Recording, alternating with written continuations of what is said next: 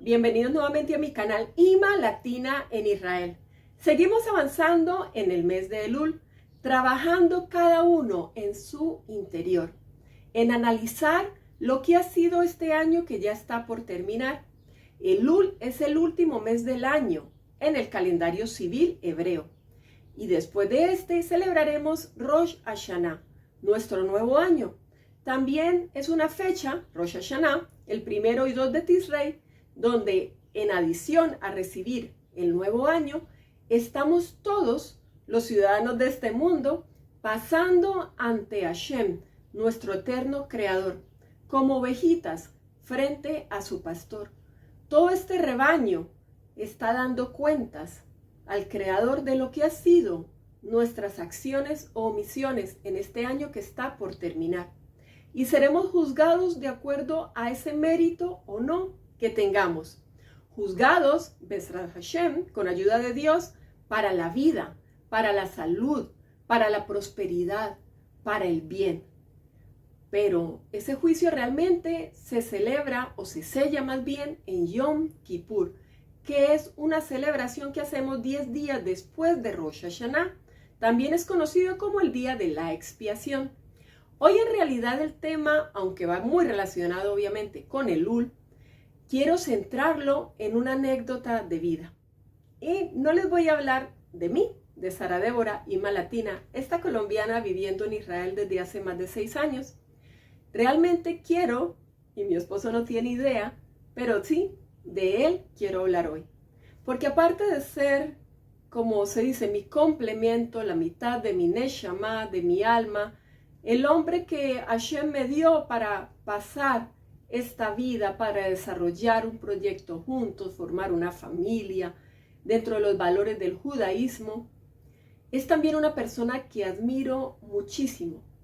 Es una persona grande, digo yo, en lo que tiene que ver con no solamente la capacidad intelectual, todo lo que él ha hecho, toda la experiencia, sino el trayecto que ha tenido que pasar para estar donde está en este momento. Mi esposo es lo que llamamos un Baal Teshuvah, es decir, él hizo Teshuvah, hizo un proceso de regreso a sus raíces. Y si quieren conocer la historia más detallada y por qué la traigo el día de hoy a compartirla con ustedes, entonces no me dejen. Asegúrense por favor que estén suscritos ya al canal para que no se pierdan de este contenido que con tanto cariño les comparto. Y desde ya regálenme un like también por este tiempo que dedico para ustedes, para hablarles de Israel y esta hermosa cultura judía desde la cual les inspiro luz a todas las naciones, como es parte de la misión de cada judío. Bueno, para los que han ingresado recientemente a mi hermosa comunidad virtual, les cuento que mi esposo es francés de nacimiento. Él nació en París y él es una persona bastante mayor que yo. Entonces, por eso él tiene tanta sabiduría, tanta experiencia y lo admiro en muchas cosas. Una de ellas es que él viene de un contexto judío en el que no se cumplía nada. Como judío nacido en París, en Europa Oriental, él tiene unos ancestros askenazim. Sin embargo, en su hogar, en su núcleo, él no se crió dentro del cumplimiento de las mitzvot. En su hogar no practicaban absolutamente nada. No cuidaban kashrut, no cumplían Shabbat. De festividades se acuerda muy poco. Él me dice que tal vez su mamá, el único día en el año que estaba como pendiente y en sintonía con lo que pasaba en el calendario hebreo, era en Yom Kippur, nuestro día del perdón o día de expiación, que es 10 días después de Rosh Hashanah, la festividad que se aproxima en unos pocos días. Él dice que Baruch Hashem, gracias a Dios, cuando nació le hicieron el Brit Milá a los 8 días, como se hace en la mayoría de las familias judías. No importa realmente si son cumplidoras, eso es como parte de ese sello que nos hace entrar al pueblo de Israel, por lo menos a los hombres. Y también recuerda vagamente su Bar Mitzvah, es decir, al cumplir los 13 años, la preparación que le hicieron para leer la parashá que le correspondía en esa semana. Sin embargo, como él fue educado en un colegio secular, no sabía absolutamente nada de hebreo y aunque obviamente lo llamaron a la lectura de la Torá, él no fue capaz de leer nada. Él estuvo ahí, pero el Baal Koré, el que lee, fue el encargado de leer su parashá. Bueno, eso solamente para darles una idea. A través de los años y de toda la educación y la experiencia que logró tener, me dice que tuvo, no sé si será privilegio, pero la oportunidad de visitar por lo menos 35 países y de vivir en varios de ellos, dentro de los cuales, y aparte de Francia, su tierra natal, estuvo también viviendo en Alemania, en Brasil, en Chile creo, en Estados Unidos muchísimos años, más de 20, y en otros que tal vez se me escapan por ahí. ¿Por qué les cuento esto? Porque lo mejor, yo creo, para entender a dónde está una persona ahora y el camino que ha transitado hasta ahí, es devolviéndose hacia su pasado, para que vean lo lejos que estaba. Y esto porque he visto varios comentarios de ustedes donde me dicen, no, es que yo no tengo perdón de Dios. No, es que la lista de mis transgresiones es tan impresionante que no me cabría en un cuaderno todo lo que he hecho en contra de Akadosh Baruj Hu, el santo bendito es Él. Les quiero mostrar que, aunque mi esposo y yo que soy la persona que más cercana está de él, yo diría que tampoco es una persona que, aunque cometió muchas transgresiones, pero digamos fue por desconocimiento, no puedo catalogarlo Hasbe Shalom de Rasha, es decir, de un malvado. No, porque él creció en un hogar no observante, pero también incluso eso tiene una justificación. Y es que sus padres se casaron justo cuando empezó el asedio nazi. Y ellos se vieron obligados a salir de su tierra. Ellos tienen ancestros polacos.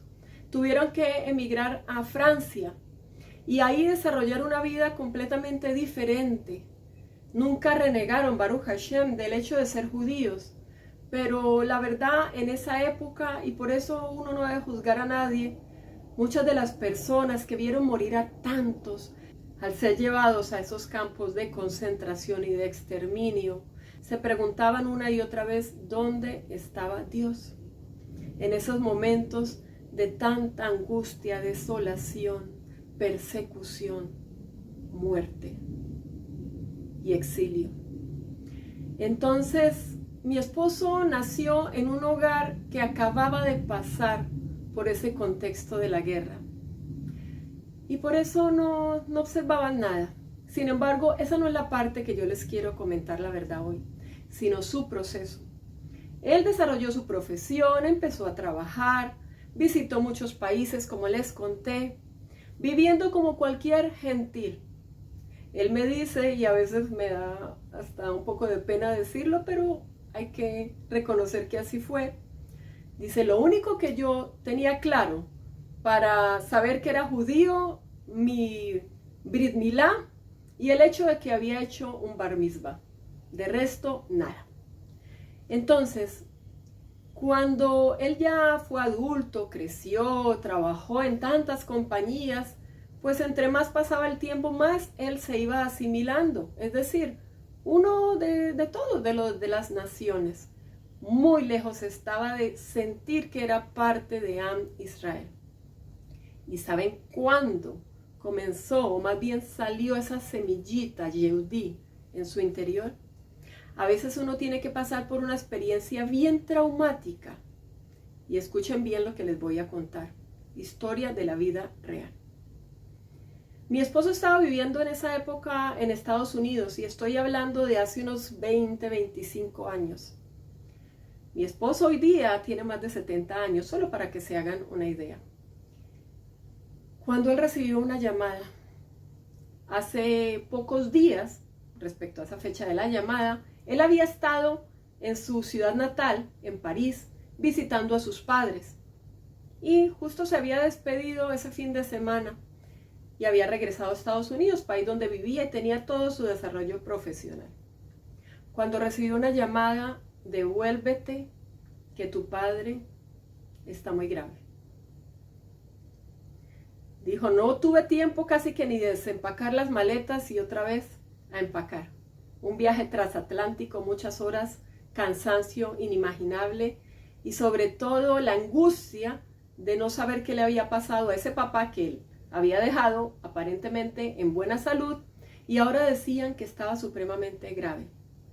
La verdad era que al momento de la llamada su papá ya había fallecido, pero su mamá no le quiso dar esa noticia por el teléfono. Ella estaba devastada y solo quería que su hijo, el único que le quedaba, porque creo que eso no lo dije en la introducción, ellos solamente tuvieron 2 hijos, 2 varones. Mi esposo era el hijo menor y tuvo un hermano que era 3 años mayor que él. Desafortunadamente por la majalá, esa enfermedad que no queremos nombrar y que se llama cáncer, él murió a temprana edad, antes de los 60 años incluso. Entonces, el único hijo que quedaba era mi esposo. Y él, al llegar allá, a París, tuvo que enfrentar esa terrible noticia de saber que su papá ya no estaba más en este mundo material. Fue un shock demasiado impresionante, pero aún más, me contaba él, el ver que lo llamó un rabino, los de la Hebra Kadishá también, que son los que organizan los entierros para judíos, y todo el mundo le hacía miles de preguntas de acuerdo a lo que tenían que hacer, y la Shiva, el tiempo de duelo, y esto y de aquello. Y dijo mi esposo, era como que me hablaban en otro idioma, yo no tenía idea. ¿Kadish? Dijo él, ¿qué es eso? Kadish es la oración que se hace por los difuntos. Tu papá solo te tenía a ti, eres el único hombre en la familia ahora. Tienes que hacer Kadish por tu papá, por la elevación de su neshama, de su alma, le dijo el rabino, que no era ni siquiera su rabino, porque él no tenía rabino, porque él no guardaba nada, como les conté. Y bueno, él dijo, eso fue como, aparte del dolor, era como un baldado de agua fría, y sin embargo, ahí, dijo, ahí esa pequeña chispita de Kedushá, de la santidad, que la Shehinah, la presencia de Dios, esa pequeña chispa que hay en cada judío, a veces oculta, salió. Dijo, no tengo ni idea qué hay que hacer, pero estoy dispuesto. ¿Por dónde empezamos? Y se dejó guiar del rabino, de gente cercana de la comunidad donde vivía el papá, que tampoco observaba nada, pero igual todo judío tiene una comunidad, de acuerdo a la ubicación donde esté. Estamos hablando del mes de Elul, por eso les traigo esta anécdota, porque era Elul. Y mi esposo ni siquiera se acordaba que estaba en el Elul, que pronto se celebraba Rosh Hashanah, no sabía nada de eso, no se acordaba. Como les digo, lo único que la mamá una vez al año ayunaba en Yom Kippur, el día de la expiación, pero era todo, e iba a la sinagoga, solamente eso. Entonces yo no les voy a cortar todos los detalles porque serían infinitos, pero solo para decirles que de esa experiencia tan traumática, mi esposo despertó. Despertó en ese deseo, primero el remordimiento de tantos años perdidos por falta de conocimiento, por falta de Torah, sin culpar a nadie, ni a sus padres, ni a las circunstancias, ni a su ambiente, porque él ya era un adulto, hecho y derecho, decimos en Colombia. Así que como adulto él sabe que él iba a ser juzgado. Así que obviamente y por decisión propia se quedó a pasar toda la Shiva, esos días de duelo, donde nos sentamos incluso en el piso, con las ropas rasgadas, por la memoria de su padre, por la elevación de su alma, diciendo el Kadish, con un minyan, Shaharit, Minha, Arbit, las 3 plegarias del día que él jamás había dicho, ahora se veía obligado a hacerlas. Terminó esos días y luego el Rab le dijo y otra gente de la comunidad, no te devuelvas a América, necesitas estar otro tiempo acá, tu mamá te necesita. Ya vienen las festividades, queremos ayudarte a prepararte para recibir Rosh Hashanah. Le explicaron la importancia de esta fecha, lo importante de hacer Teshuvah y en el caso de él que venía de cumplir nada, aún así. Le explicó también ese rabino que no importaba que él no pudiera cumplir todas las mitzvot, en el momento en que se hace una resolución de parar esa vida de pecado, esa vida de omisión y tomar una a una, poquito a poco, cada mitzvah con amor, con total devoción y entrega al Creador, Hashem, en su infinita misericordia, ya lo toma como algo dado. Así que sí, se quedó toda esa temporada, pasó Rosh Hashanah, Yom Kippur, Sukkot, lo que llamamos las altas festividades, y solo cuando todo eso terminó, él tomó la decisión de regresar a Estados Unidos, donde estaba radicado y tenía su trabajo. Bueno, y si ustedes creen que ahí terminó todo y que todo fue color de rosa, no. Y el video de hoy no me va a alcanzar para darles detalles, pero solo quiero que entiendan que cuando él llegó a su casa en Estados Unidos, ahí fue donde realmente empezó todo. Porque antes estaba bajo el trauma del duelo, aceptación de la partida repentina de su padre. Luego el confrontarse con sus raíces, ese agite a esa neshama que sintió. Pero se dio cuenta que la única manera de hacer una teshuvá de fondo, como la que él le había prometido al Creador, terminado ese mes de Elul y celebrando Rosh Hashanah y Yom Kippur, era empezar a cumplir las mitzvot, a mantenerlas. Entonces se dio cuenta que iba a ser muy difícil, más de lo que él pensaba. Antes era como que estuviera en una incubadora de empresas, decimos, cuando hay algo que te ayuda a que ese medio te envuelve y es fácil arrancar.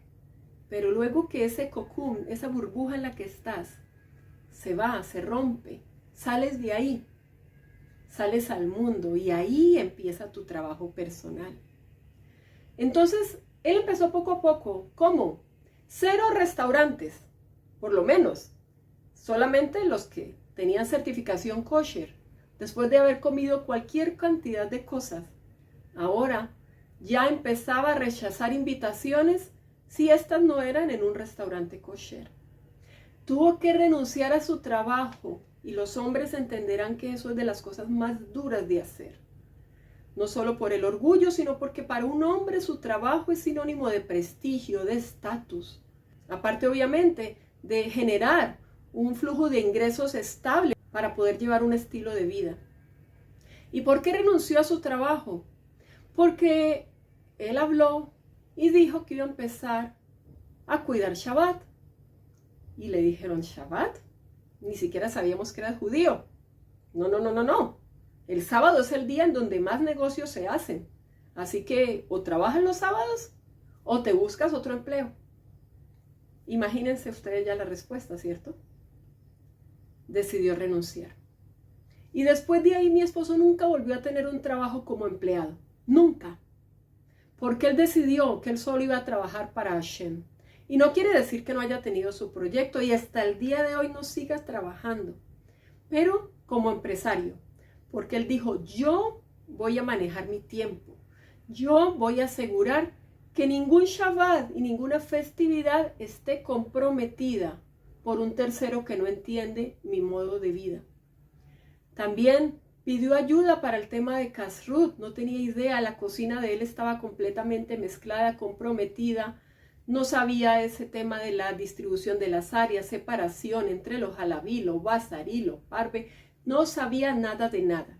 Como les dije en un video anterior, cuando esto sucede, lo mejor es buscar a alguien de referencia. Así que él empezó a indagar en su ciudad sobre comunidades judías, a dónde podía ir. Y la verdad él me dijo muy sinceramente, me costó encontrar donde me sintiera con ese clic, esa empatía. Porque en muchos lados donde inició, y no se trata pues de juzgar a este o aquello, lo veían como que no estás a nuestra altura. Claro, no estamos hablando de un joven, estamos hablando de un hombre de más de 50 años que llega a una comunidad, hola, no guardo nada, no sé nada de Torah, no sé hablar hebreo, no sé hacer tefilá, no tengo idea de cómo manejar un sidur, pero quiero empezar. No es fácil. Primero tiene uno que aceptarse así y saber que uno quiere cambiar y luego va a poder lograr que otros también lo acepten y lo ayuden. Y dando tantas vueltas fue que él encontró a Chabad Lubavitch, esa comunidad a la que yo también pertenezco y que amamos tanto y de la cual hablo con tanto orgullo, pero del bueno, porque es una de las Keilot, Keilah es congregación, más abiertas del mundo entero, donde se le facilita a todo judío, por más alejado que esté de la Torá, ese camino de regreso, donde no te juzgan, pero te ayudan. Entonces él empezó asistiendo a shabbatones, es decir, como no podía cumplir en la casa por falta de conocimiento, entonces lo invitaban a pasar Shabbat de una familia, el otro Shabbat en otra familia o con la familia del Rab, y así iba rotando de casa en casa, siempre era el invitado de Shabbat. Y poco a poco le ayudaron, obviamente. ¿Cómo? Con estudio de Torah, porque solamente estudiando las halajot podemos cumplirlas. Y así poco a poco, y un trabajo de muchos años que no ha parado, siguió aumentando y aumentando y aumentando. Hoy día mi esposo, la verdad, yo le admiro. Y acá en Israel incluso, a pesar del nivel tan alto donde uno está, en lo que tiene que ver con guardar las mitzvot, por estar en Eretz HaKodesh, la Tierra Santa. En la sinagoga donde estamos, Chabad obviamente, le tienen un respeto y una admiración también impresionante. No porque sea el erudito de la Torá de nuestra congregación, al contrario, porque es una de las personas mayores de la congregación y las que más ha logrado avanzar, hasta el punto incluso de dar charlas, shiurim, inspirando en temas que a él le apasionan, que tienen que ver con Tania, con toda la mística judía, con todo lo que hay detrás, entre líneas. Ese tema de la Hasidut, por ejemplo, a él le encanta. Entonces cada uno de nosotros tiene algo que nos acerca a la Torah. Siempre hay algo con lo que nos conectamos. No nos tiene que gustar todo, pero hay formas de acercarnos. A mí, por ejemplo, me apasiona el tema de la tzniut. Me apasiona el tema de la ética y la moral judía. Me apasiona, obviamente, el tema del rol de esposa y madre. Y siempre en estos temas es donde más me muevo, estudio, aprendo, mejoro. Habrá otros que les encanta, sobre todo los hombres, la Gemara, y se meten por esos lados. Cada uno va a encontrar poquito a poco su inspiración. Lo importante es que esa inspiración sirva de motor. Y ya para no alargarme más, los invito a cada uno de ustedes, los judíos que me están viendo, los que están en ese proceso de retorno, no sientan nunca que están tan abajo que no pueden salir de ese hueco. Al contrario, hoy es tu día. Hoy tienes que tomar la decisión. No esperes a mañana, el próximo mes, el otro año, no. Estamos en el Elul y este es el mes donde nuestro rey está en los campos. Lo vamos a coronar en Rosh Hashanah.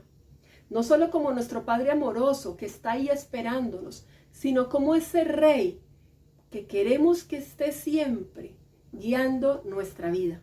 Bueno amigos, esto ha sido todo por hoy. Espero que les haya gustado, les sirva de inspiración. Y como siempre les digo, si es bueno para ustedes, seguramente va a ser bueno para otros. Así que no sean egoístas. Circúlenlo, circúlenlo, circúlenlo.